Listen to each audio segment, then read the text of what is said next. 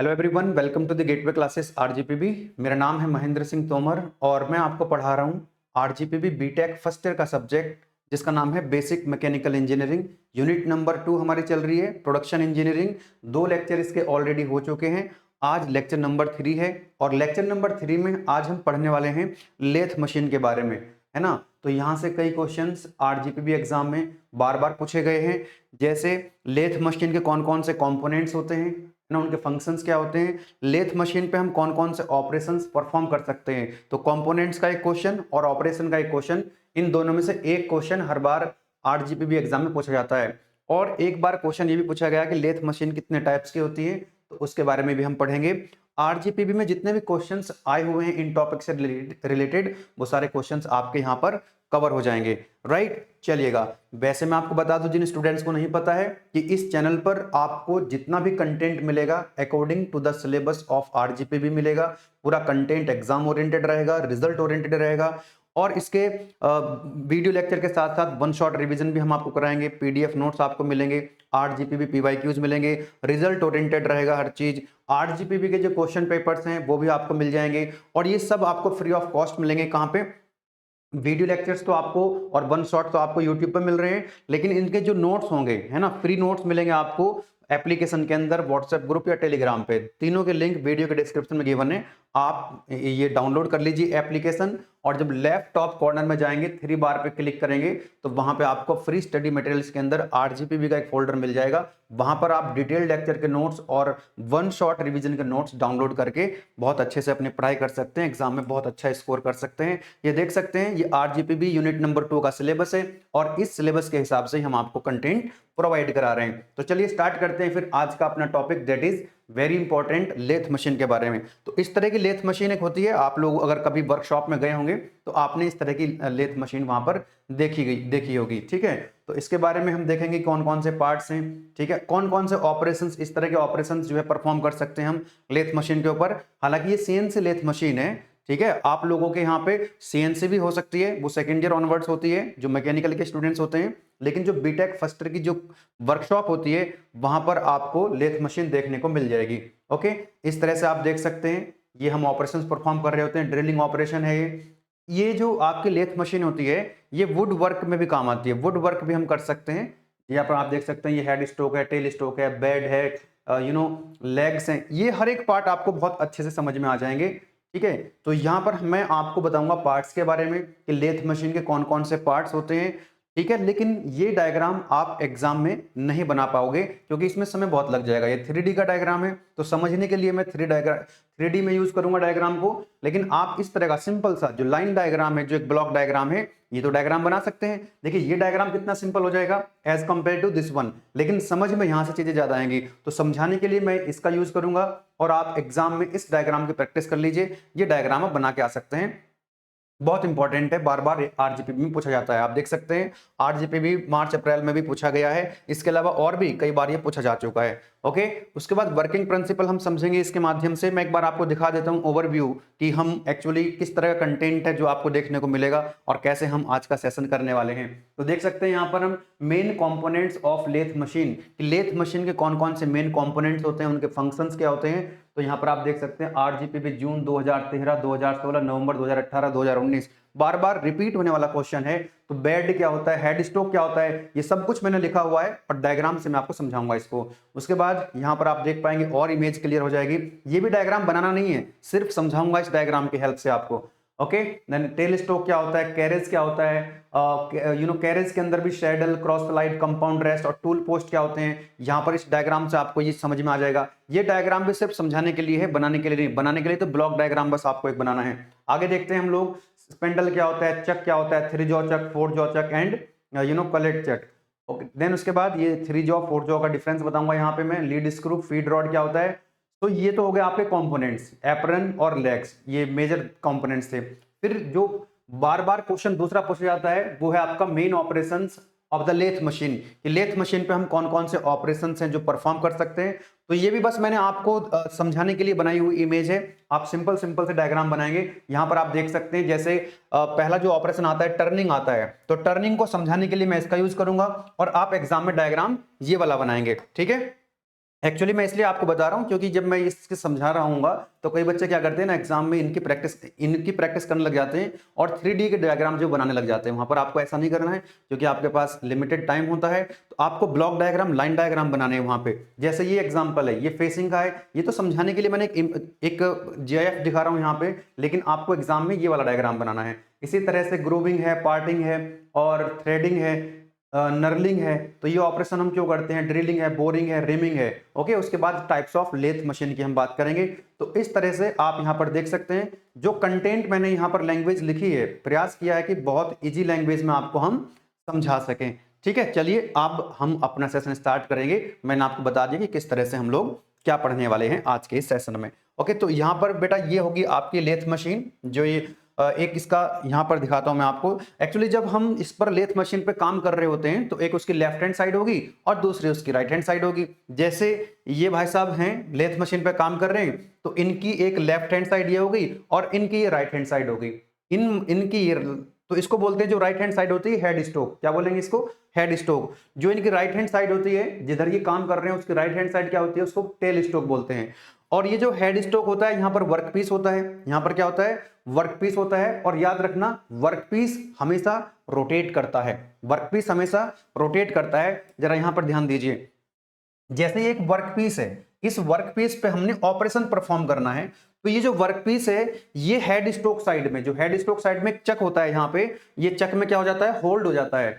और ये वर्क क्या हुआ, ये चक क्या करेगा, स्पेंडल से रोटेट कराएंगे इस चक को। जब चक, देखो मोटर ऑन करेंगे, जब मोटर ऑन करेंगे तो ये चक घूम जाएगा और चक में क्या लगा हुआ है, वर्कपीस। तो ये वर्कपीस क्या होगा, घूम जाएगा इस तरह से। ये चक में लगा हुआ है ऐसे, तो ये वर्कपीस क्या होगा, घूम रहा होगा। अब ये देखो, ये टूल है, कटिंग टूल है। ये कटिंग टूल क्या करेगा, इस वर्कपीस को काटना स्टार्ट करेगा, मेटल को छील देगा, मेटल को काट देगा, मेटल को रिमूव कर देगा। मतलब इसकी हो जाएगी मशीनिंग। अब एक बात याद रखिए, कुछ ऐसे समझो कि जैसे खीरा है, तो खीरा क्या हो गया, वर्कपीस यानी कि रॉ मटेरियल। अब जो चाकू है वो उसका कटिंग टूल है। अब हम क्या कर रहे हैं, हम खीरे को चाकू से छील रहे हैं। तो वहां पर जो छिलका उतर रहा है, चिप्स के फॉर्म में जो छिलका उतर रहा है, तो जब छिलका उतर रहा है मतलब मेटल जो है यहाँ पर क्या हो रहा है, रिमूव हो रहा है। जैसे खीरे को आपने छील दिया तो छिलका हटा दिया वहां से आपने, तो यहां भी हम यही कर रहे हैं ना, वहां यहां पर भी क्या हो रहा है, वही हो रहा है कि जो मेटल है वो रिमूव हो रहा है। मेटल को छील रहे हैं हम यहां से, तो मेटल कम हो रहा है, मेटल का लॉस हो रहा है। जैसे खीरे में से छिलका हटा दो तो खीरा जो है गया उसका मेटल कम हो गया।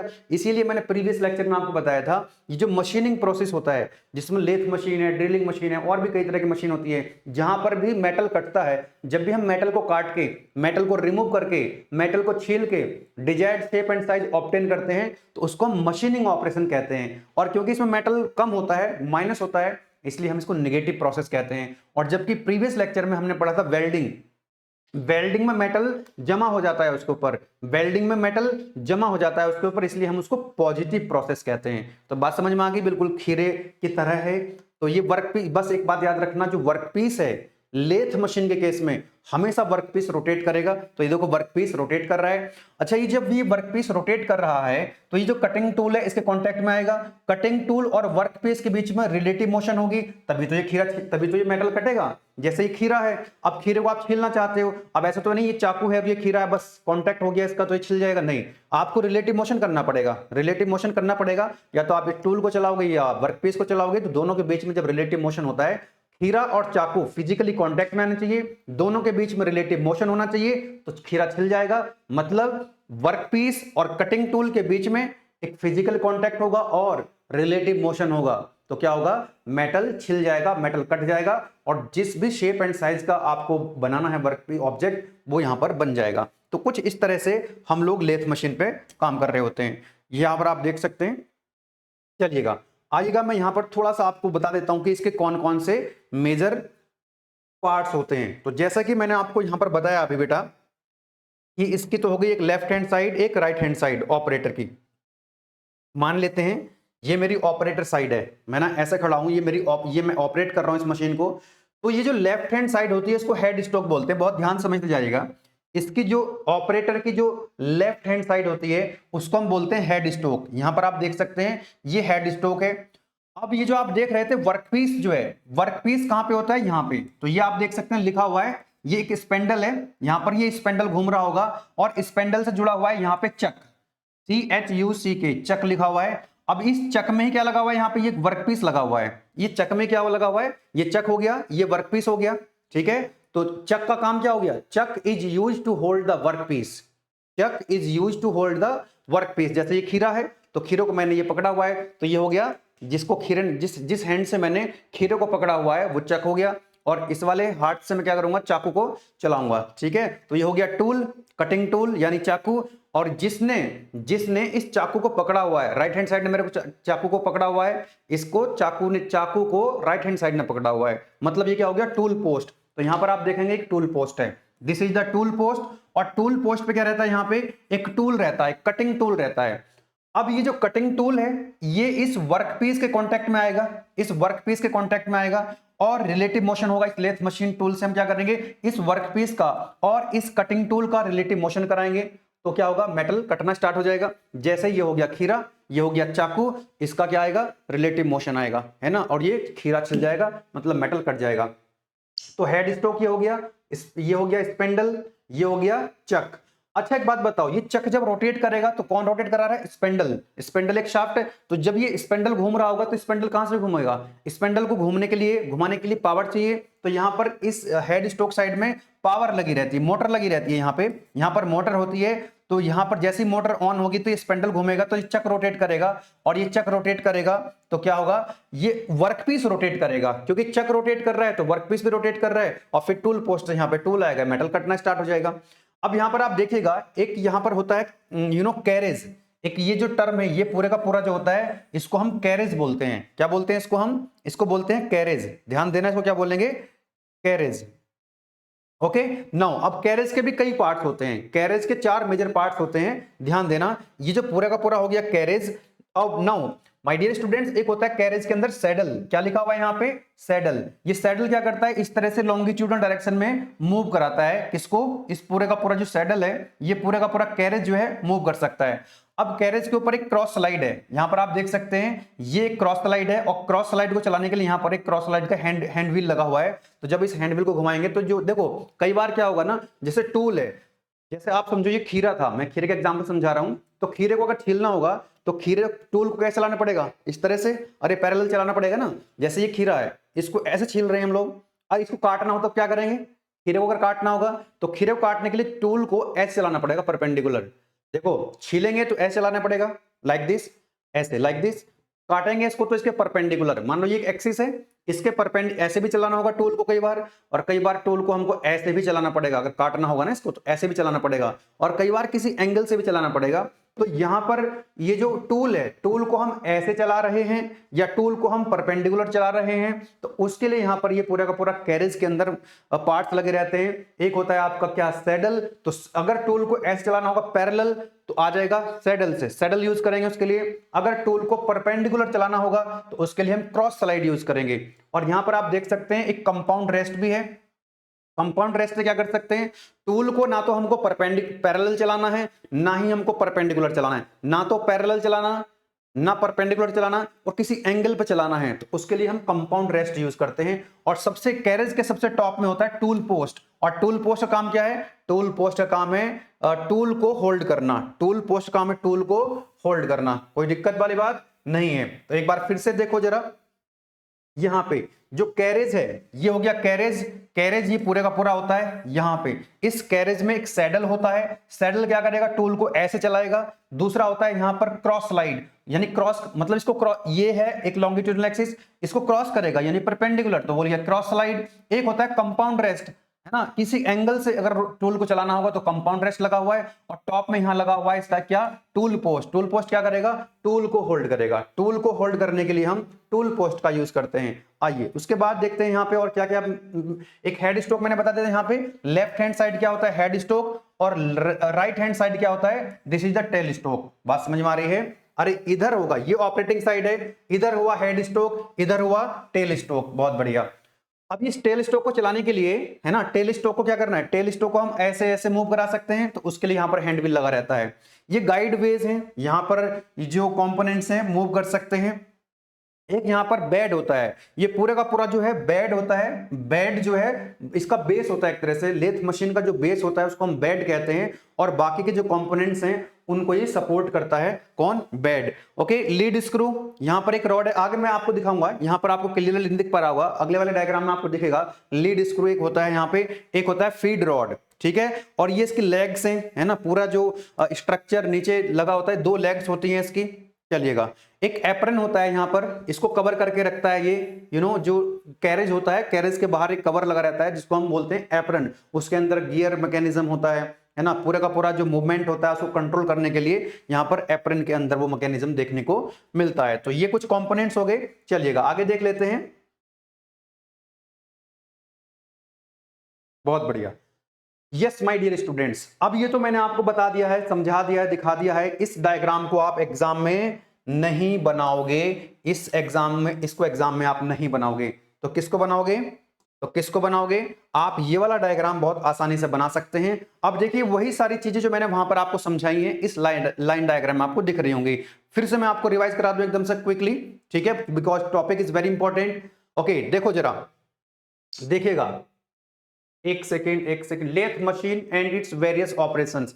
ये देखो, एक तो लेथ मशीन के कंपोनेंट्स इंपॉर्टेंट है, उसके ऑपरेशन। तो पहले हम समझेंगे यहां पर लेथ मशीन के बारे में समझ रहे हैं। तो लेथ मशीन का ये जो लेफ्ट हैंड साइड है ऑपरेटर की, वो तो हो गया head stroke, right hand side हो गया टेल स्ट्रोक, ठीक है ना। इसको अच्छे से आप ड्रॉ कर लीजिएगा, प्रैक्टिस कर लीजिएगा। This is head stroke, this is tail stroke. Okay, now मैंने बताया था आपको, हेड स्ट्रोक साइड जो है पावर होती है, मोटर होती है, मैकेनिज्म होता है, और यहां पर एक चक लगा रहता है स्पेंडल के साथ। तो यहां पर क्या होगा? ये चक हो गया, चक में क्या होगा? वर्कपीस होगा, तो वर्कपीस रोटेट करेगा क्योंकि चक भी रोटेट करता है। यहां पर आप देख सकते हैं, यहां पर आप देख सकते हैं कैरेज है, और कैरेज के मैंने 4 पार्ट्स आपको बताए थे, फिर से आगे भी आएंगे वो, ठीक है। एक बेड हो गया इसके अंदर, बेड एक बेस, बेड जो है बेस होता है किसका? लेथ मशीन का। ये 2 लेग हो गई है ना, ये 2 लेग हो गई जो फाउंडेशन में लगी रहती हैं, इसको पूरा सपोर्ट करती हैं, इसको स्टेबल करती हैं पूरे मशीन को। कैरेज का सबसे ऊपर वाला जो पार्ट होता है वो होता है टूल पोस्ट। एक इसका पार्ट होता है कंपाउंड रेस्ट, क्रॉस स्लाइड और सैडल होता है। अब यहां पर 2 लाइव सेंटर भी होते हैं, यहां पर आप देख सकते हैं, ये एक लाइव सेंटर होता है, ये इसका डेड सेंटर होता है, ठीक है। अब यहां पर आप लेथ मशीन को अगर डिफाइन करना चाहें तो कैसे लिखेंगे? A lathe machine is a versatile tool, एक मशीन टूल है, वर्सेटाइल है, अलग अलग पर्पस के लिए हम यूज करते हैं। इन metal working, would working, metal working में मतलब मेटल को भी हम काट सकते हैं, मेटल का भी हम डिजायर्ड शेप एंड साइज बना सकते हैं, और वुड के लिए भी हम काम करते हैं। एंड अदर इंडस्ट्री, अलग अलग इंडस्ट्री में इसका यूज होता है। फॉर शेपिंग मटेरियल्स, मेटल को शेप देने के लिए। Rotating, bye rotating the workpiece, workpiece हमेशा क्या करता है? रोटेट करता है।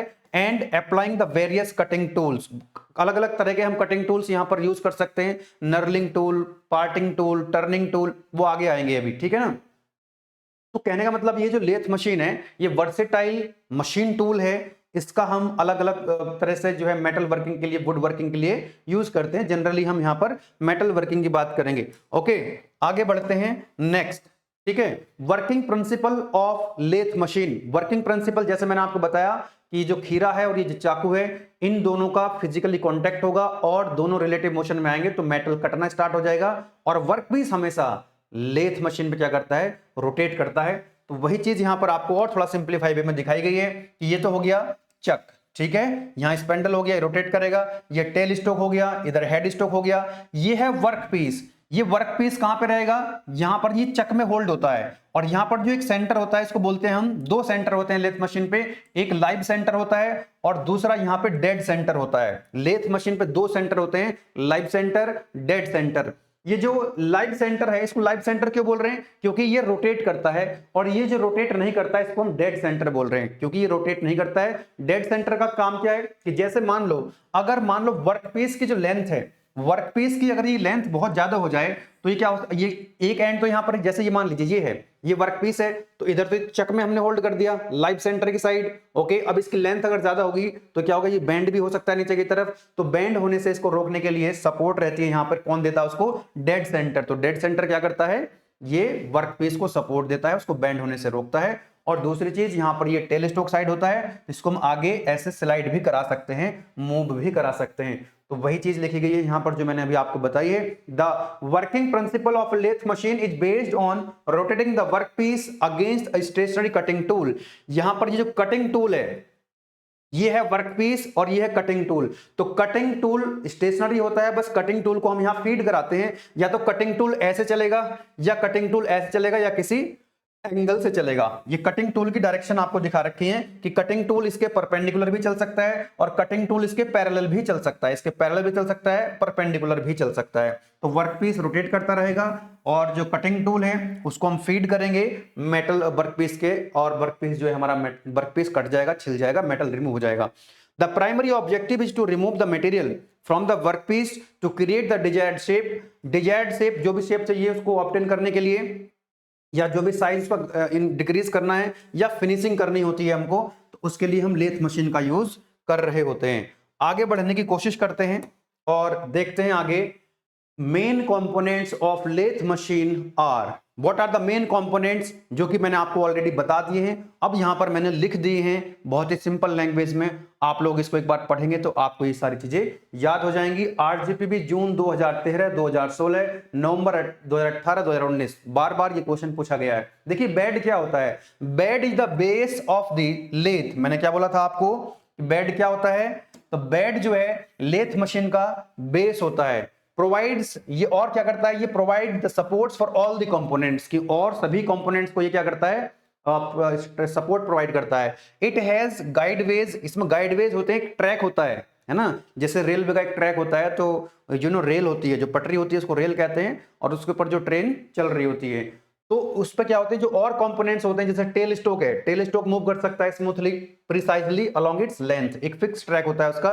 It is made from the cast iron, और ये कास्ट आयरन का बना होता है। कास्ट आयरन क्या होता है, यूनिट नंबर 1 में आपने पढ़ा है, उसकी स्ट्रेंथ, जो उसकी स्ट्रेंथ होती है काफी अच्छी होती है, उसकी काफी स्ट्रेंथ अच्छी होती है और रिजिडिटी काफी अच्छी होती है, इसलिए जो बेड होता है उसको हम लेथ मशीन, जो लेथ मशीन का बेड होता है उस कास्ट आयरन से बनाया जाता है। दूसरा आता है हेड स्टोक, जो कि लेफ्ट हैंड साइड में होता है, located on the left side of the lathe. Lathe की जो लेफ्ट साइड होती है उसको हम हेड स्टोक कहते हैं। Head stock houses the main spindle, आपने देखा स्पेंडल भी होता है वहां पे, स्पेंडल रोटेट करता है तो चक्र रोटेट करता है वहां पे। बियरिंग्स होती हैं, स्पीड कंट्रोल मैकेनिज्म भी होता है। कंटेन्स द गियर्स और बेल्ट्स, बेल्ट वगैरह होती हैं क्योंकि मोटर लगी होगी, भाई बेल्ट होंगी तभी तो पावर ट्रांसफर होगी। To drive the spindle, spindle को ड्राइव करने के लिए और वर्कपीस को रोटेट करने के लिए वहां पर गियर्स और बेल्ट्स भी होती हैं। Okay, the main spindle is the component that holds the workpiece. जो स्पेंडल होता है उसमें चक रहता है और वो वर्कपीस को होल्ड करने का काम करता है। देखो लिखा हुआ है चक होल्ड करते हैं हम। ओके, चक से हम वर्कपीस को होल्ड करते हैं। आप यहां पर देख सकते हैं, एक बार फिर से रिकॉल कर लीजिएगा, ये हो जाएगा आपका हेड स्टोक साइड, इधर गियर मैकेनिज्म होता है, बेल्ट वगैरह होती है, स्पीड को हम कंट्रोल कर सकते हैं, ये चक लगा हुआ है और यहां पर ये वर्कपीस लग जाएगा। यहां पर ये क्या हो गया, कैरेज हो गया, और कैरेज में यहां पर टूल पोस्ट होता है, यहां पर टूल होता है, टूल जो है इसको मेटल को काटता है। ये हो गया टेल स्टोक। टेल स्टोक ऐसे ऐसे मूव कर सकता है लाइक दिस। ओके, मूव कैसे करेगा, यहां पर ये हैंडव्हील लगा हुआ है, ये डेड सेंटर हो गया, ये इसका लाइफ सेंटर हो गया। तो हम रिवीजन भी करते हुए चल रहे हैं क्योंकि कई बार समझ में नहीं आता स्टूडेंट्स को ये। अगर मैं केवल थ्योरी समझा देता इसकी, या लाइन डायग्राम से या ब्लॉक डायग्राम समझा देता, तो आपको समझ में थोड़ा सा मुश्किल होती। यहां पर मैंने एनिमेशन से और 3D के डायग्राम से समझाने की कोशिश करी। देखो टेल स्टोक क्या हो गया, ये अपोजिट, जो हेड स्टोक होता है उसके अपोजिट यानी कि राइट हैंड साइड में होता है, और टेल स्टोक कैन स्लाइड। ये जो टेल स्टोक है, टेल स्टोक जो ये है, टेल स्टोक ये स्लाइड कर सकता है ऐसे ऐसे, ये टेल स्टोक जो है ऐसे ऐसे स्लाइड कर सकता है। ठीक है, जैसे मान लो कि यहां पर ये वर्कपीस है और इस वर्कपीस में आपको होल करना है, ड्रिलिंग करनी है, तो ड्रिल टूल यहां लाएंगे, ये वर्कपीस है और यहां पर ड्रिल मशीन, ड्रिल टूल यहां लगा देंगे इसमें, और ये क्या होगा, इस तरह से इसको स्लाइड कराएंगे और वर्कपीस के अंदर ये होल कर देगा। देखते हैं, उसके बाद आता है आपका कैरेज। तो ये वाला जो पोर्शन था इसी को क्या बोल रहे थे हम लोग, this is what, this is the carriage. अब इस कैरेज के भी कितने पार्ट्स होते हैं, there are 4 parts of the carriage, there are 4 parts of the carriage. एक क्या होगा, saddle, cross slide, compound rest और टूल पोस्ट। ठीक है, यहां पर आप देख सकते हैं, ध्यान दीजिएगा, ये जो कैरेज होता है इसके 4 मेन पार्ट्स होते हैं, saddle, cross slide, compound rest, tool post. आ जाओ जरा, मैं बार बार इसलिए रिपीट कर रहा हूं ताकि आपके दिमाग में चीजें सेट हो जाएं। ये देखिए पूरा कैरेज यहां पर दिखाया गया है, ये कैरेज है, और कैरेज जो है ये क्या करता है, टूल को कंट्रोल, टूल की जो टूल के जो मूवमेंट है उसको कंट्रोल करता है, कि टूल को ऐसे चलाना है, कि टूल को परपेंडिकुलर चलाना है या किसी एंगल पे चलाना है। डिपेंड करता है कि जो वर्कपीस है उसकी शेप या साइज किस तरह का रखना होगा। देखो ये पूरा का पूरा हो गया कैरेज। अब ये जो कैरेज है, ध्यान देना, यहां पर क्या लिखा हुआ है, यहां पर लिखा हुआ है कैरेज हैंड व्हील, ये कैरेज का हैंड व्हील है, इस हैंड व्हील को यूज करके हम कैरेज को ऐसे ऐसे मूव करा सकते हैं। ओके नाउ, तो ये होता है नीचे की तरफ सैडल, ये क्या होता है, यहां पे सैडल होता है। अब देखते हैं क्रॉस स्लाइड, क्रॉस नाम से पता लग रहा है बेटा, ये क्रॉस स्लाइड है, यानी कि टूल को जब हमको परपेंडिकुलर चलाना होगा, ये अगर वर्क पीस है, अगर इसके परपेंडिकुलर चलाना है, क्रॉस करना है उसको, तो ये हो गया क्रॉस स्लाइड। ठीक है, क्रॉस स्लाइड को चलाने के लिए यहां पर क्रॉस हैंड व्हील लगा रहता है कि क्रॉस स्लाइड को हम ऐसे ऐसे मूव करा सकते हैं। उसके ऊपर होता है कंपाउंड रेस्ट, क्या होता है ये कंपाउंड रेस्ट। कंपाउंड रेस्ट का मतलब है कि टूल को ना तो पैरेलल चलाना है और ना ही परपेंडिकुलर चलाना है, किसी एंगल से अगर मूव कराना है टेपर टर्निंग करने के लिए, तो हम कंपाउंड रेस्ट का यूज करते हैं। और कंपाउंड रेस्ट को चलाने के लिए यहां पर कंपाउंड रेस्ट हैंड व्हील लगा रहता है। और यहां पर टॉप में है जो कैरेज का सबसे ऊपर वाला पार्ट होता है, उसको बोलते हैं हम टूल पोस्ट। टूल पोस्ट या टूल होल्डर कह सकते हैं। तो टूल को होल्ड करने के लिए जो यूज करते हैं वो होता है टूल पोस्ट। ओके, कोई दिक्कत यहां तक आपको नहीं हो रही होगी। अब ये जो देखो यहां पर ये चक आ गया, ये 3 जॉ चक है, और बस बाकी कहानी आपको मैंने बताई दी है कई कई बार। तो देखो स्पेंडल, स्पेंडल मैंने आप यहां पर देख लो एक बार फिर से, ये जो मैंने आपको बताया चारों पार्ट्स यहां पर लिखा हुआ है। सैडल है ना, ये कैरेज को राइड कराता है। तो क्रॉस स्लाइड ये क्या करता है, ये सैडल के ऊपर होता है, और ये कटिंग टूल को मूव कराता है perpendicular to the workpiece, workpiece के परपेंडिकुलर।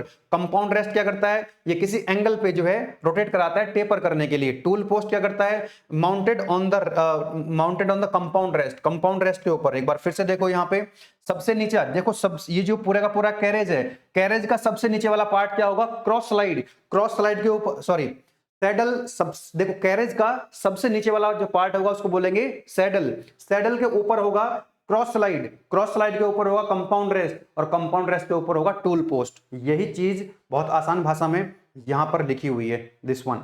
आगे बढ़ते हैं, नेक्स्ट आता है spindle. Spindle headstock side होता है जो कि रोटेट करता है with the help of motor. Chuck का काम क्या हुआ, चक यहां पर आप देख सकते हैं एक बार फिर से, ये चक है, और चक जो है वो वर्कपीस को होल्ड करने का काम करता है। वर्कपीस को होल्ड करने के लिए हम चक का यूज करते हैं। आइएगा, तो चक में भी 3 जॉ चक, 4 जॉ चक और कलेट चक हो सकते हैं। जैसे यहां पर आप देख सकते हैं ये 3 जॉ चक है, एक जॉ ये हो गया, दूसरा जॉ और तीसरा जॉ, और यहां पर जो है वर्कपीस को होल्ड कर देंगे इस तरह से, है ना, इसको रखेंगे यहां पे और इनको टाइट कर देंगे, कस देंगे, तो ये कहलाता है आपका 3 जॉ चक। यहां पर कितने जॉ हैं, 1 2 3 4, तो यहां पर इसको बोलेंगे 4 जॉ चक। ये सेल्फ सेंटरिंग चक होता है, इसमें सेल्फ अपने आप सेंटरिंग हो जाती है, इसमें सेंटरिंग करनी पड़ती है। तो ये हो गया आपका 3 जॉ चक, 4 जॉ चक के बारे में। Lead screw and feed rod, इसको भी देख लेते हैं। यहां पर आप देखेंगे तो ये है आपकी फीड रॉड, ये है लीड स्क्रू। लीड स्क्रू आप देखें थ्रेड्स कटे हुए हैं, चूड़ियां कटी हुई हैं यहाँ पे। तो जब हमको थ्रेडिंग ऑपरेशन परफॉर्म करना होता है तब हम उसके लीड स्क्रू यूज करते हैं, है ना। और जो फीड रॉड और जो लीड स्क्रू है ये ऑटोमेटिक, ये एंगेज डिसएंगेज हो सकती है। और जो कटिंग टूल है यानी कि जो कैरेज है, जो कटिंग टूल, क्योंकि इसी के ऊपर लगा हुआ जो टूल पोस्ट है, जो टूल है उसको मूव कराने के लिए हम क्या यूज करते हैं, जब हम इस टूल को लॉन्गिट्यूडनली इस लॉन्गिट्यूडनल एक्सिस के पैरेलल मूव कराना होता है, तब हम ऑटोमेटिकली भी करा सकते हैं और उसको मैन्युअली भी करा सकते हैं। तो उस केस में हम फीड रॉड और लीड स्क्रू का यूज करते हैं। ठीक है, आगे देखते हैं एप्रन क्या होता है। एप्रन मैंने बताया यहाँ पे, ये इसका जो कैरेज का बाहर वाला जो कवर होता है उसको हम एप्रन कहते हैं। और उसी के अंदर क्या होता है, उसी के अंदर ये देखो लिखा हुआ attach to the front of the carriage, carriage के जो फ्रंट पे होता है वही होता है क्या आपका apron. The apron houses the gears and mechanism that control the movement of the carriage. Carriage और क्रॉस स्लाइड का जो मूवमेंट है उसको कंट्रोल करने के लिए जो गियर्स वगैरह होते हैं वो पूरा मैकेनिज्म एप्रन के अंदर ही होता है। लेग्स क्या होती हैं, legs support the entire lathe machine, entire lathe machine को सपोर्ट करने के लिए लेग्स होती हैं, providing stability and absorbing the vibrations, vibration को एब्जॉर्ब कर। देखो ये ना, ये एक लेग हो गई और ये दूसरी लेग हो गई, तो ये लेग जो है ये फाउंडेशन में होती है और ये पूरी लेथ मशीन को स्टेबिलिटी प्रोवाइड कराती हैं और वाइब्रेशंस को, क्योंकि जब मशीन चलेगी तो क्या होगा, वाइब्रेशन होगा भाई, रिलेटिव मोशन होगा तो वाइब्रेशन होगा, वाइब्रेशन को एब्जॉर्ब कर लेती है कौन, legs. Okay, commonly made of cast iron, और ये कास्ट आयरन की ही बनाई जाती हैं। So this is all about the main components of lathe machine. I hope कि किसी तरह की कोई दिक्कत आपको नहीं आ रही होगी। इस तरह का लेथ मशीन होता है, ये हो गया हेड स्टोक, ये हो गया टेल स्टोक, ये डेड लाइव सेंटर होता है, ये डेड सेंटर होता है। यहाँ पर स्पेंडल होता है, चक होता है, चक में वर्कपीस लगा रहता है, वर्क पीस रोटेट करता है चक के साथ, यहाँ पर टूल पोस्ट होता है, टूल पोस्ट से कॉन्टेक्ट में आता है और मेटल कटना स्टार्ट हो जाता है। चलिए अब देखते हैं इसका जो बड़ा ही इंपॉर्टेंट क्वेश्चन है, main operations of the lathe machine, कि लेथ मशीन पे हम कौन कौन से ऑपरेशंस परफॉर्म कर सकते हैं। तो देखो टर्निंग आएगा, एक बार जल्दी से इसकी समरी बता देता हूं आपको। देखो टर्निंग में क्या होगा, ध्यान दीजिएगा। टर्निंग में क्या होगा कि एक वर्कपीस है, इसका डायमीटर यहाँ पे ज्यादा था, इसका डायमीटर हमने रिड्यूस कर दिया है। तो डायमीटर को रिड्यूस करने के लिए जब हम डायमीटर सिलेंड्रिकल शेप प्रोड्यूस करते हैं, मान लो इसका डायमीटर कितना है 10 मिलीमीटर है, और हमने इसकी आधी लेंथ तक इसका जो डायमीटर है वो 10 मिलीमीटर की जगह कितना कर दिया, 8 मिलीमीटर कर दिया, इसका मतलब टर्निंग हो गई। तो यहाँ पे इसका जो डायमीटर रहेगा दैट विल रिमेन सेम, इसको बोलेंगे हम प्लेन टर्निंग। उसके बाद यहां पर आप देख सकते हैं, अगर इसको हम टेपर कर दें तो क्या कहलाएगा, ये टेपर टर्निंग कहलाएगा। क्या कहलाएगा, टेपर टर्निंग। दूसरा है इसका फेसिंग, ठीक है। मान लो ये वर्कपीस है, इस वर्कपीस पर हम आगे से इसको मेटल को काट दें थोड़ा सा, तो वो कहलाता है फेसिंग। एक आता है आपका चैम्फरिंग, है ना, कि जो एजेस होती हैं, जैसे जैसे ये मान लीजिए ये बॉटल है, इस तरह से ये बॉटल है, तो इसकी एजेस शार्प नहीं है। अगर इसकी एजेस अगर शार्प होती तो ये हाथ में मतलब हाथ भी कट सकता था इससे।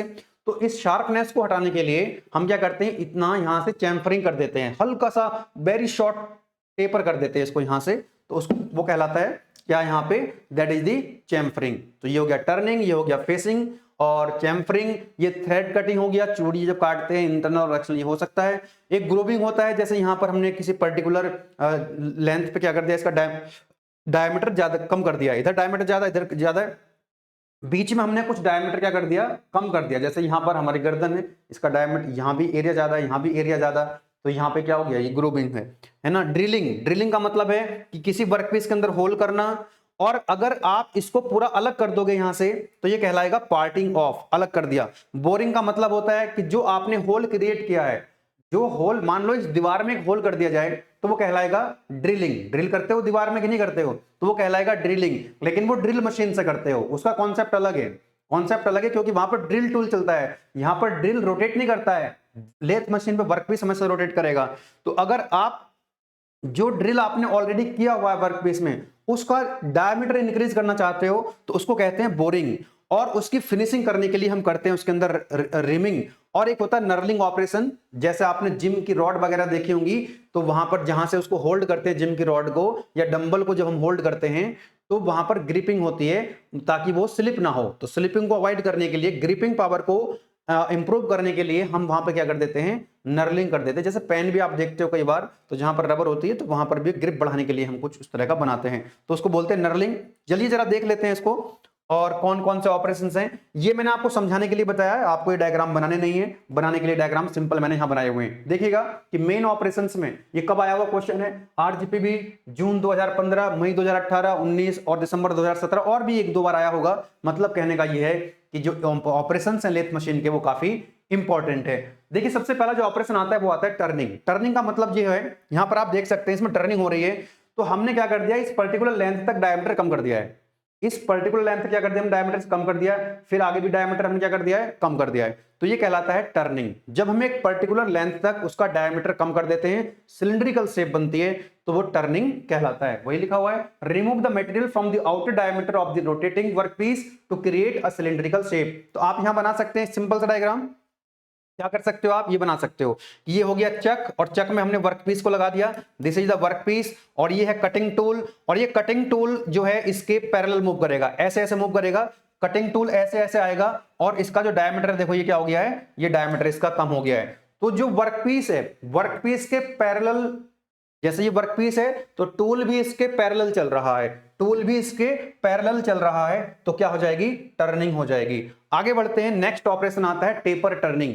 टेपर टर्निंग में क्या करेंगे हम, देखो यहां पर हम सैडल का यूज करते हैं, जो कैरेज का सैडल था वो जो पैरेलल मूव कराता है। अगर मान लो हम यहां पर क्या करेंगे, कंपाउंड रेस्ट का यूज कर सकते हैं, या और उसको जो है हम किसी एंगल चलाएंगे। देखो ये जो टूल है, अगर ये टूल ऐसे चलेगा पैरेलल तो क्या होगा यहाँ पे, तो यहाँ तो प्लेन टर्निंग हो जाएगी इस तरह से, अगर टूल को हम ऐसे चलाएंगे। लेकिन अगर हम टूल को किसी एंगल से अगर चलाएंगे तो क्या हो जाएगी, टेपर टर्निंग। और इसको कौन करेगा, इसको करेगा आपका जो फीड देंगे टूल को हम इस केस में, वो देंगे कंपाउंड रेस्ट से। तो वर्क पीस से देखो ये टेपर हो गया, मतलब एक तरफ डायमीटर कम है और दूसरी तरफ डायमीटर ज्यादा है, तो ये क्या कहलाएगा, टेपर टर्निंग कहलाएगा। अगर इसका डायमीटर सेम होता तो क्या कहलाता, ये प्लेन टर्निंग कहलाता। नेक्स्ट ऑपरेशन आता है फेसिंग। फेसिंग का मतलब है, यहां पर आप देख सकते हैं दिस इज फेसिंग। यहां पर हमने क्या करा, इस वर्कपीस का जो एक साइड में जो था, एक साइड से हमने क्या कर दिया, इसकी फेसिंग कर दी है, वहां से हमने जो जिसका फेस है वहां से मेटल को रिमूव कर दिया है, तो उसको बोलते हैं हम फेसिंग। इस तरह का डायग्राम बना सकते हैं सिंपल, कि हमारा जो टूल, इसमें जो टूल है वो टूल जो है ऊपर के मतलब ऐसे चलेगा, इसके परपेंडिकुलर टूल जो है वो परपेंडिकुलर चलेगा। आप देख भी सकते हैं इसमें ऑपरेशन में, तो टूल इस तरह से चल रहा होगा। जब टूल यहां से आउटर सरफेस से चलता हुआ सेंटर तक आएगा, क्योंकि मेटल इधर से भी रिमूव हो रहा होगा, है ना, यहां पर आप देख सकते हैं। तो जब ये टूल जो है यहां से चल करके सेंटर तक आएगा, तो पूरी की पूरी फेसिंग इसकी हो जाएगी। आप देखना जरा, यहां पे टूल जो है इस लॉन्गिट्यूडनल एक्सिस के परपेंडिकुलर चल रहा है, तो देखो यहां पर जब सेंटर तक आएगा तो इसका जो पूरे का पूरा फेसिंग हो चुकी होगी। आगे बढ़ते हैं, ये सिंपल सा डायग्राम बनाओगे, ये बनाने के लिए नहीं है, समझाने के लिए दिखा रहा हूं, ये सिर्फ बनाने के लिए है। ओके, आइएगा। उसके बाद होता है ग्रूविंग। ग्रूविंग का मतलब है कि किसी कई जगह क्या कर सकते हैं हम उसको, कि डायमीटर को रिड्यूस कर सकते हैं। तो यहां पर हमने डायमीटर रिड्यूस कर दिया, तो ये कहलाएगा ग्रूविंग। और यहां पर हमने क्या कर दिया, इस वर्कपीस को ही अलग कर दिया है, इस वर्कपीस को हमने क्या कर दिया है, अलग कर दिया है, तो ये कहलाएगा पार्टिंग ऑफ। क्या कहलाएगा, देखो ग्रूविंग का मतलब है कि हमने कहीं से नैरो कर दिया, उसको डायमीटर रिड्यूस कर दिया है। और पार्टिंग ऑफ का मतलब है कि उस वर्कपीस को हमने दो पार्ट में सेपरेट कर दिया, डिवाइड कर दिया दो पार्ट में। ठीक है, जैसे यहां पर आप देख सकते हो।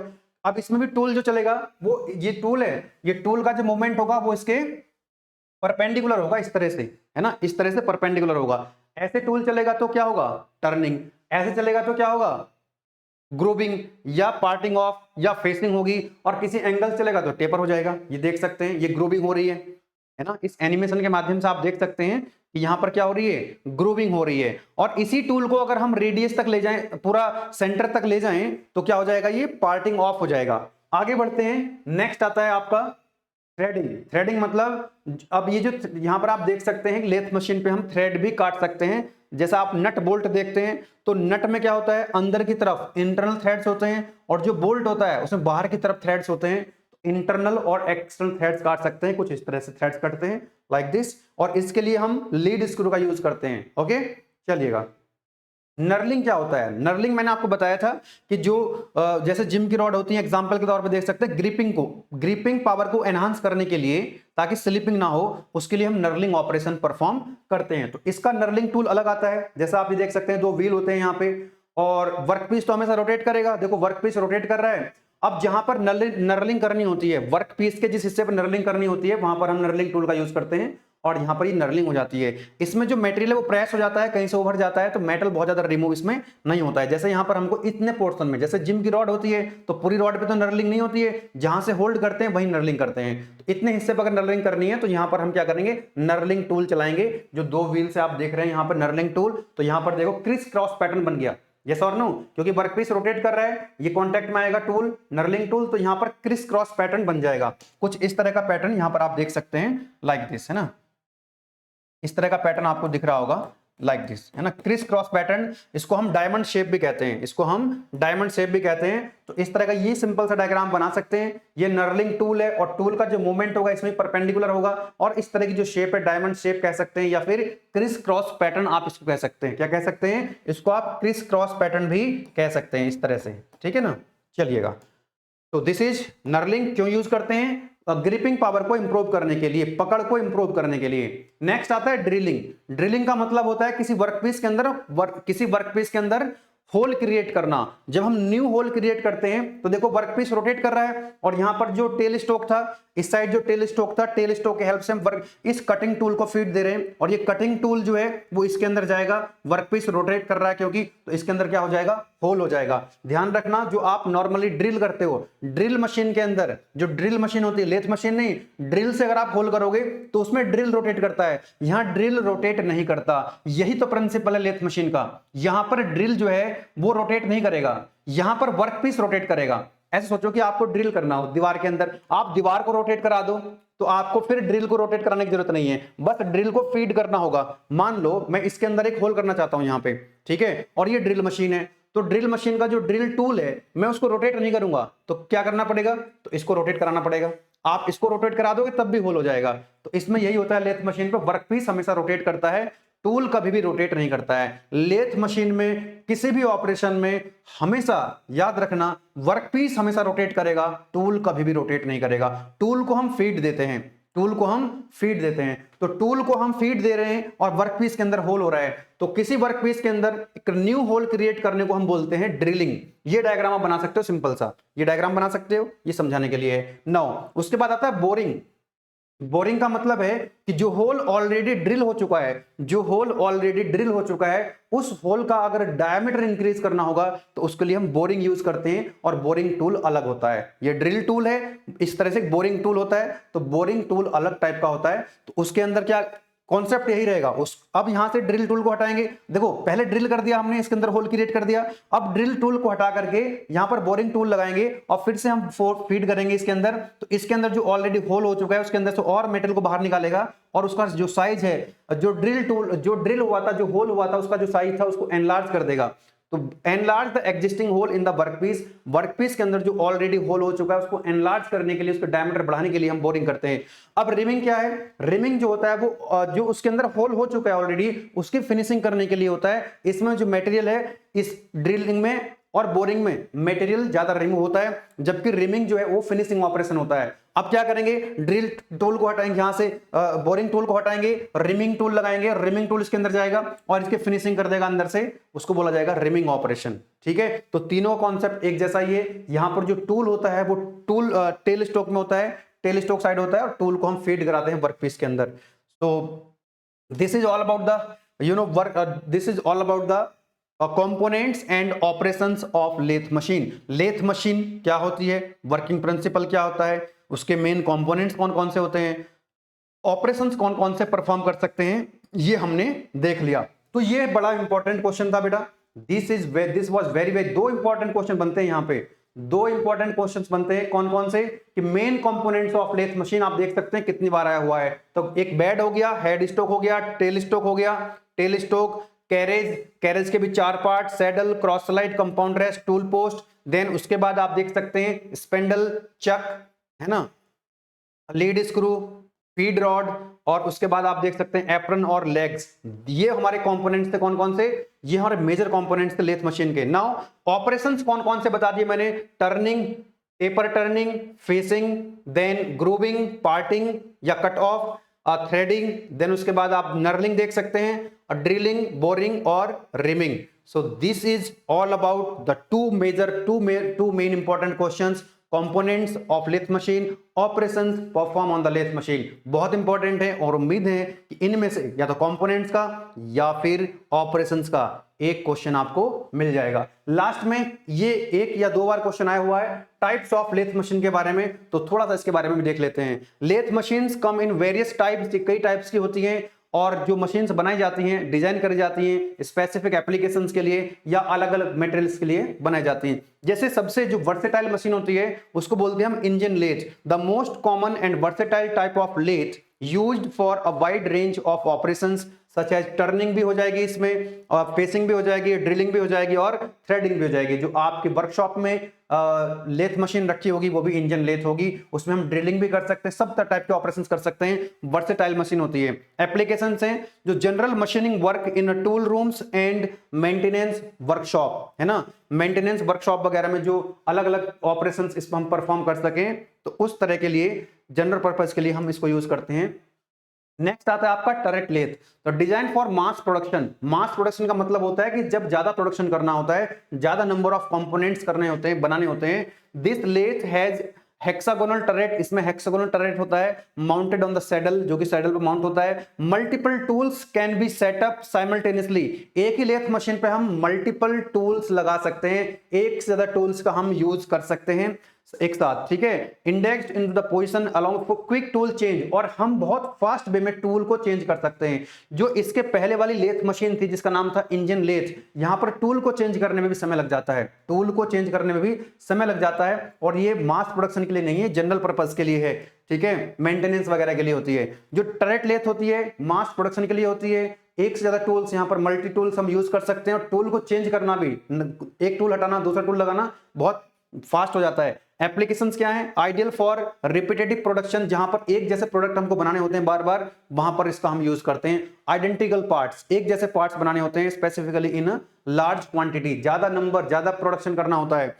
एक आता है आपका कैप्स्टन लेथ, ये भी सिमिलर टाइप की होती है, similar to the turret lathe but smaller and lighter. ये ऐसी ही होती है, यहां पर हम हैवी ऑब्जेक्ट भी बना सकते हैं, हैवी पार्ट्स बना सकते हैं, लेकिन यहां पर क्या होगा कि हम छोटे छोटे पार्ट्स बनाते हैं, लाइट, क्योंकि लाइट होती है वेट में, तो छोटे छोटे पार्ट्स बनाने के लिए मास प्रोडक्शन अगर करना होगा तो हम कैप्स्टन लेथ का यूज करेंगे। हाई वॉल्यूम प्रोडक्शन मतलब ज्यादा प्रोडक्शन करना होता है। स्मॉलर पार्ट्स का ध्यान रखना, इसमें डिफरेंस क्या है कि इसमें हम स्मॉलर पार्ट्स बनाते हैं, often used in manufacturing industries for the small type of product. Next आता है tool room lathe, a highly precise lathe design for creating tools.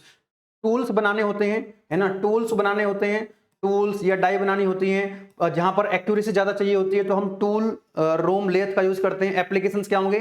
Tool rooms के अंदर इसका यूज करा जाता है, वर्कशॉप में यूज करा जाता है। इंडस्ट्री रिक्वायरिंग हाई प्रिसाइज, जहां पर ऐसे प्रोडक्ट बनाने होते हैं जहां पर प्रिसीजन ज्यादा चाहिए, एक्यूरेसी ज्यादा चाहिए, ठीक है, जैसे एरोस्पेस के प्रोडक्ट हो गए, ऑटोमोटिव के, है ना, जितने व्हीकल्स हैं उनके जो पार्ट्स होते हैं वहां पर एक्यूरेसी ज्यादा चाहिए, प्रिसीजन ज्यादा चाहिए, तो उस केस में हम टूल रूम लेथ का यूज कर सकते हैं। Bench lathe, small compact lathe that can be mounted on a work bench. ये स्मॉल होती है, छोटी होती है, कॉम्पैक्ट होती है, तो स्मॉल वर्कशॉप में इसका हम यूज करते हैं। एजुकेशनल पर्पस के लिए भी या ट्रेनिंग के पर्पस के लिए भी हम इसका यूज करते हैं। नेक्स्ट आता है हमारा सीएनसी लेथ। सीएनसी का मतलब है कंप्यूटर न्यूमेरिकल कंट्रोल लेथ। आजकल जो है सीएनसी का यूज हो रहा है प्रोग्रामिंग करके। हम जैसे अभी क्या करते हैं, आपने वर्कशॉप में देखा होगा, जो लेथ मशीन है उसको हम टूल को मैन्युअली मूव करा रहे होते हैं, लेकिन अगर हमको मास प्रोडक्शन करना है, एक्यूरेसी ज्यादा चाहिए होगी, तो हम क्या करेंगे, हम कंप्यूटर का यूज करेंगे। कंप्यूटर से जो प्रोग्राम बनाएंगे, प्रोग्राम करके टूल का जो मूवमेंट है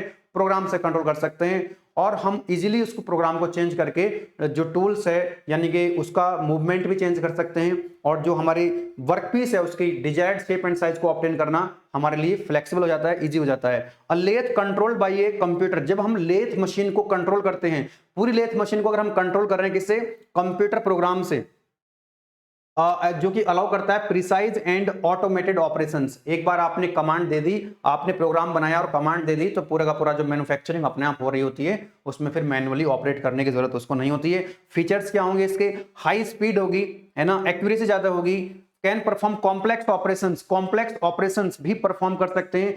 बहुत डिफिकल्ट शेप भी हम सीएनसी मशीन से बना सकते हैं, जो कि एक मैन्युअली कंट्रोल करना बड़ा मुश्किल है, ठीक है। और minimal human intervention, human intervention इसमें क्या होगा? कम हो जाएगा, क्योंकि हम इसमें प्रोग्राम बना करके काम को कर रहे हैं। एप्लीकेशन मास प्रोडक्शन में यूज होता है, प्रिसीजन प्रिसाइज मशीनिंग में यूज होता है, कॉम्प्लेक्स शेप बना सकते हैं, widely used in modern manufacturing industries. आजकल जो है काफी ज्यादा यूज आपको देखने को मिलेगा सीएनसी लेथ मशीन का। स्पेशल पर्पस लेथ आता है लास्ट में। स्पेशल पर्पस का मतलब है customized lathe design for specific application और पार्ट्स। किसी पर्टिकुलर पार्ट्स को बनाने के लिए हम पर्टिकुलर लेथ मशीन को बनाते हैं। जैसे व्हील लेथ आती है, तो ये केवल और केवल लोकोमोटिव व्हील्स को बनाने का काम करेगी। व्हील लेथ केवल व्हील बनाएगी और इसके अलावा कोई काम नहीं करेगी। T lathe design for turning long shaft या लॉन्ग ट्यूब्स को बनाएगी टी लेथ, इसके अलावा किसी अदर टाइप की शेप नहीं बनाएगी। Vertical turret lathe used for heavy large diameter के वर्कपीस अगर बनाने होंगे तो हम वर्टिकल टरेट यूज करेंगे, और ये वही प्रोडक्ट बनाएगी, इसके अलावा और ज्यादा काम ये नहीं करेगी। तो ये स्पेशल पर्पस के लिए, स्पेसिफिक पार्ट बनाने के लिए हम स्पेशल पर्पस लेथ मशीन का यूज करते हैं। So this is all about today's lecture. आज हमने इस लेक्चर में क्या पढ़ लिया है? हमने लेथ मशीन के बारे में पढ़ लिया है। जो भी क्वेश्चंस आए हुए हैं आरजीपी में, वो क्वेश्चंस मैंने बता दिए कब कब आए हुए हैं, और उम्मीद करते हैं कि आज के इस लेक्चर से एक क्वेश्चन आपको आरजीपी एग्जाम में मिल जाएगा। तो लेथ मशीन क्या होती है, लेथ मशीन के कौन से मेन पार्ट्स होते हैं, ये इंपॉर्टेंट क्वेश्चन है। कौन कौन से ऑपरेशन होते हैं, ये भी इंपॉर्टेंट क्वेश्चन है। और एक दो बार ये क्वेश्चन आया हुआ है, लेथ मशीन कितने टाइप्स की होती है, जो लास्ट मैंने आपको पढ़ाया। तो नेक्स्ट लेक्चर में प्रोडक्शन इंजीनियरिंग का जो यूनिट नंबर 2 का सेकंड पार्ट है प्रोडक्शन इंजीनियरिंग, इसका हमारा एक टॉपिक बचा हुआ है, कौन सा? That is drilling machine. तो नेक्स्ट लेक्चर में हमारा जो प्रोडक्शन इंजीनियरिंग वाला पार्ट है यूनिट नंबर 2 का, वो हमारा कंप्लीट हो जाएगा। तो मिलते हैं नेक्स्ट वीडियो लेक्चर में। नोट्स कहां पे मिलेंगे आपको? इसके वन शॉट रिवीजन भी आपको मिल रहा होगा, ध्यान रखना, ये जो मैं आपको पढ़ा रहा हूँ लेक्चर वाइज, इसका वन शॉट रिवीजन का फायदा क्या होता है कि एग्जाम से एक दिन पहले या एग्जाम से 2-3 घंटे पहले भी अगर आप पढ़ते हैं तो आपकी यूनिट जो है तैयार हो जाती है। वन शॉट रिवीजन हो या डिटेल्ड लेक्चर्स हो, इन सभी के पीडीएफ नोट्स आपको फ्री ऑफ कॉस्ट एप्लीकेशन मिल जाएंगे। एप्लीकेशन का लिंक वीडियो के डिस्क्रिप्शन में गिवन है, आप डाउनलोड कर लीजिए और वहां से आप यहां पर लेफ्ट टॉप कॉर्नर में जाएंगे, वहां पे आपको आरजीपीवी का फोल्डर मिल जाएगा फ्री स्टडी मटेरियल के अंदर। वहां से आप डिटेल लेक्चर्स के या वन शॉट के नोट्स आप डाउनलोड कर सकते हैं। अपनी एग्जाम की तैयारी को बहुत अच्छे से, बहुत इजी तरीके से कर सकते हैं और अच्छा स्कोर आप ला सकते हैं, क्योंकि आपका जो कंटेंट, हम जो कंटेंट यहाँ पर प्रोवाइड करा रहे हैं इस चैनल पे, वो आरजीपीवी के सिलेबस के हिसाब से है। कंटेंट ना तो कम है ना बहुत ज्यादा है, पढ़ भी सकते हैं, कवर भी कर सकते हैं और बड़ा ही प्रिसाइज कंटेंट है, ऑप्टिमाइज कंटेंट है, एग्जाम ओरिएंटेड है, रिजल्ट ओरिएंटेड है। आज से ही आप लोग अपनी पढ़ाई स्टार्ट करें अगर, ठीक है, और अपने एग्जाम में एक अच्छा स्कोर लेकर के आए। कंटेंट अगर आपको अच्छा लगता है तो आप लोग अपना फीडबैक कमेंट बॉक्स में लिखें। आप जब कमेंट्स लिखते हो तो हमको एक एनर्जी मिलती है, एक मोटिवेशन मिलता है और हम ज्यादा मेहनत करते हैं। तो चलिए वीडियो को लाइक और चैनल को सब्सक्राइब कर लीजिए अगर आप पहली बार विजिट कर रहे हैं चैनल को, और अपने दोस्तों के साथ इसको शेयर कर दीजिए। मिलेंगे फिर नेक्स्ट वीडियो में, ठीक है? तब तक keep learning, keep exploring. Wish you very all the best. Thank you.